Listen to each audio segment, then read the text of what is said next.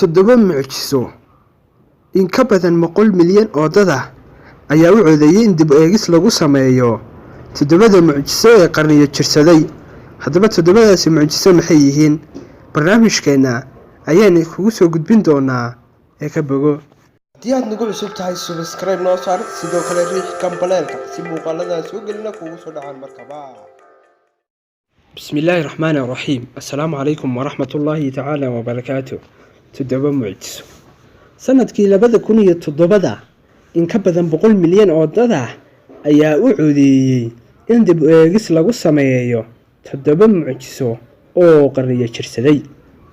Toddobada mucjiso ee hay'adda hiddaha adduunka World Heritage Site ayaa diiwaan gelisay.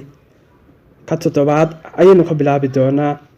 Toddoba, derbiga Shiinaha waxaa la dhisay qarnigii 5aad dhalashadii Nabi Ciise ka hor ilaa qarnigii 16aad ee taariikh tirsiga casriga ah. Waxa uu ka samaysan yahay dhoobo iyo dhagax. Ujeedka loo dhisay waxa uu ahaa in lagu xakameeyo duulaamadii isdaba joogaha ee Mongooliyintu ay ku soo qaadi jireen. Derbigan waxa uu ku teesan yahay bari ilaa galbeed, dhererkiisu waa 4000 mayl, waana dhismaha ugu dheer ee uu bini aadam sameeyo. Waxaa dhisay Qin Shi Huang, boqorkii China ugu horeeyay. 6. Taalada Masiix Rio de Janeiro. Taalada isku tallaabta ah ee u qaabaysan farshaxanka Deco waxa ay dhakada ka saaran tahay buuraleyda Corcovado. Hertel da Silva Costa ayaa dhisay sanadkii 1931 waxa uu shakhsiyan ku kharash gareeyay lacag gaaraysa $250,000 oo u dhigmata $250 milyan. Ujeedkiisu waxa uu ahaa inuu magaalada sharta kaga xijaabo halka ay ka hesho barakada Masiix. Dhererkeedu waa 140 feet. Waxa ay ka samaysan tahay dhagax qorqora iyo shub, waana astaan ta waddanka Brazil. Lambar 5, Machu Picchu. Xadaarada Inca iyo xukunkii Mayanis ayaa iyadoo aan heer sare laga gaarin culuumta injineeriyadda maxalliga ah waxay soo bandhigeen deegaankan cajiibka ah. Waxaa la dhisay bartamaha qarnigii 16aad, waxaana laga dhisay waqooyiga dalka Peru. Waa tuulo dhakada ka saaran buuraleyda Incan, waxaana hoosta ka mara dooxada webiga Arumbaba, waxayna oogada dahaarka dhulka ka sareysaa 4000 mitir. maadaama ay daruuraha ka sareyso waxay qoraxda heshaa in ka badan 18 saac maalintii iyo habeenkii. sidaas oo ay tahay waxaa lagu tiriyaa goobta dunida ugu cimilada qabow, iyadoo in laga tago mamnuuc tahay. ayaa 1911 taariikhyahan Hiram Bingham waxa uu soo jeediyay inay noqoto xarunta dalxiiska. Machu Picchu waxaad ku gaari kartaa lugtaada ama helicopter oo kaliya. 4. Petra Jordan. Hay'adda hiddaha adduunka ayaa sanadkii 1985 waxa ay ku dartay diiwaanka mucjisooyinka. Petra waa caasimadii hore ee boqortooyada Nabatean, waxaana dhisay boqor Artiskii 7aad.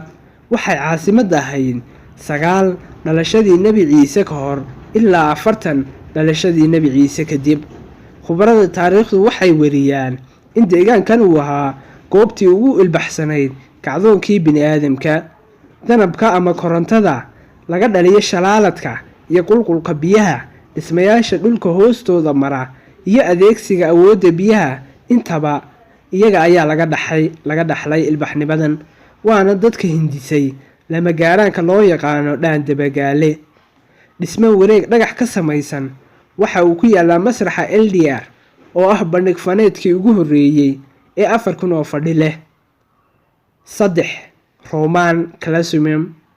haddii aysan ahayn bu'da dalxiiska adduunka, waa biyo kama dhabcaan inay tahay isha dalxiiska Italy. waxaana la dhisay intii u dhaxaysay 70 dhalashadii Nabi Ciise kadib ilaa 80 dhalashadii Nabi Ciise kadib. 500 oo sano waxay ahayd goob Roomaanku ay adoomada ku rartaan. adoomadaas ayaa u yeelay muuqaalka qurxoon ee ay maanta ishu ku libaqsanayn. dhismaha baaxadda weyn ee dhagaxyada ay ku gadaaman yihiin waxaa gudihiisa lagu qaban jiray fantasiyo ay ka mid yihiin furin dagaal, ugaarsi, xayawaan iyo toogasho maxaabiis dagaal. Dhulgariir iyo biliqo dagaal Colosseum waxa uu ka dhaxlay haraadi dhismo qabyo u muuqda, balse muuqa haray ayaa dad badan ku khasbay sida uu yahay inay ku jeclaystaan. 2000 oo sano kadib, qaab dhismeedka Colosseum ilaa iyo maanta casriga ah dalxiiska waxa uu ugu jiraa kaalmaha hore. Lambar 2, Taj Mahal, Agra, India. Qasriga jacaylka ee loo hibeeyey xaaska boqor Shah Jahan ee boqortooyadii Mughal waxaa la dhisay intii u dhaxaysay ilaa 1632 ilaa 1648. waxaa lagu tixgeliyaa dhismaha ugu bilicsan ee farshaxanka dadka muslimiinta ah. Qasriga cad qaab dhismeedkiisa waxaa ku milan astaamo dhowr ah oo haddana isku dhafan: Faris, Islaam, Turki iyo Hindi. Taj Mahal waxaa ku xardhan darjiimo nasasho oo neecawda laga qaato, oo ubaxyo udgoon oo dareenka dejiya, iyo sariiro haddii labada isgacloota ay ku seexdaan geerida oo keliya ay kala wadayso, iyo biyo qabow oo lagu dabaasho haddii ay lamaanahana ku wada qubaystaan jacayl iyo farxad ay nolosha ku dhammaysanayaan. 1. Pyramid of Giza. Cumri ka badan 3800 oo sano ayuu saddexagalkani tirsadaa, waxaana dhisay Fircoon, waxaana lagu sifeeyaa waxyaabo dhowr ah: godka ay qoraxdu ku hooyato, guriga Ibliis uu adduunka ka degan yahay, mawlaca shayaadiinta, isha Horus ee adduunka lagala socdo, iyo qaar kaloo badan. Dhisme dhagaxa saddexagaleyda gacan ku samayska ah ee pyramid waxa uu ku yaalaa deegaanka Khufu Giza ee waddanka Masar, waxa uu u qaybsamaa 3 qaybood oo kala ah: qaybta sare aqalka boqorada Sharka Amuud, qaybta dhexe mawlaca hibeynta dhiigga, cilmiga mugdiga ah iyo sixirka, qaybta saddexaad waa qaybta hoose madaxtooyada looga armiyo noolaha iyo hooga xalaqyada. Saddexagaleydan waa dhisme ay far ku godan tahay oo su'aalo badan ilaa iyo maanta aan jawaab loo helin laga keenay. $1 qaybtiisa dambe dhanka bidix waxaa ku sawiran saddexagalka pyramid oo qaybta ugu sareysa ay ku jirto isha Horus, sababtana weli lama oga. intaas ayaan kusoo gabagabeynaynaa. Wassalaamu calaykum waraxmatullaahi.